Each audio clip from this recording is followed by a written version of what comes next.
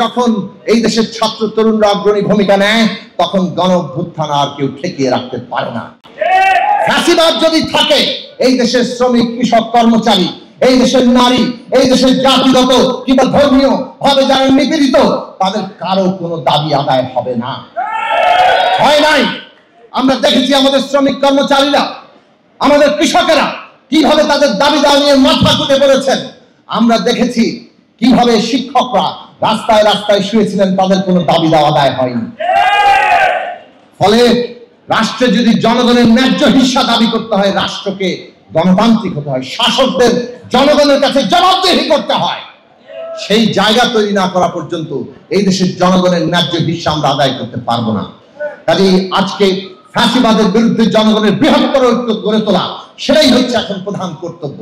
আপনারা যে যাই বলুন, জনগণের বৃহত্তর স্বার্থের বাইরে গণসংহতির আলাদা কোনো স্বার্থ নাই। এই স্লোগান আমরা দিয়েছি, আমরা তা বাস্তবে কাজে পরিণত করেছি।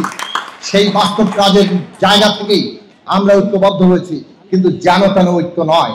বাংলাদেশের রাজনীতিতে রাজনৈতিক দলগুলো সহ দেশের অন্যতম প্রধান রাজনৈতিক দল বিএনপি সহ যারা অনেকবার ক্ষমতায় ছিল, এই স্বৈরতান্ত্রিক ক্ষমতা কাঠামোই যারা পরিচালনা করেছিল, তাদের সহ আমরা ঠিক করেছি 31 দফা সংস্কার কর্মসূচি। রাষ্ট্র ব্যবস্থার ক্ষমতা কাঠামোর মৌলিক বদল না ঘটিয়ে বাংলাদেশ আর এগোবে না। এই লক্ষ্য আমরা স্থির করতে না পারলে এই দেশের মানুষের মধ্যে ঐক্য তৈরি হবে না। আমাদের দলীয় কর্মসূচি ছিল, আমরা গণতন্ত্র মঞ্চ গঠন করেছি ফ্যাসিবাদ বিরোধী লড়াইয়ে, যাদের নেতৃবৃন্দ এখানে উপস্থিত আছেন।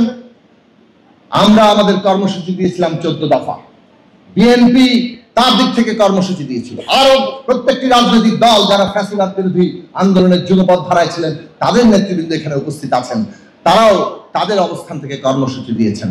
সব মিলিয়ে কিন্তু 31 দফা আমরা রাষ্ট্র ব্যবস্থার কাঠামোগত পরিবর্তন, রাষ্ট্রের গণতান্ত্রিক রূপান্তর, রাষ্ট্র ব্যবস্থার মেরামত মানে হচ্ছে রাষ্ট্রের সংস্কার, একটা নতুন রাজনৈতিক বন্দোবস্ত।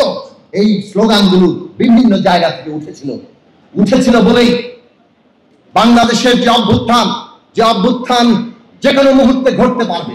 যারা আপনারা 22-23 সালের সংগ্রামের মধ্যে ছিলেন, আমরা বলেছিলাম গণ অভ্যুত্থান আসন্ন, এবং বাংলাদেশের ইতিহাস জানে যখন এই দেশের ছাত্র তরুণরা অগ্রণী ভূমিকা নেয় তখন গণ অভ্যুত্থান আর কেউ ঠেকিয়ে রাখতে পারে না।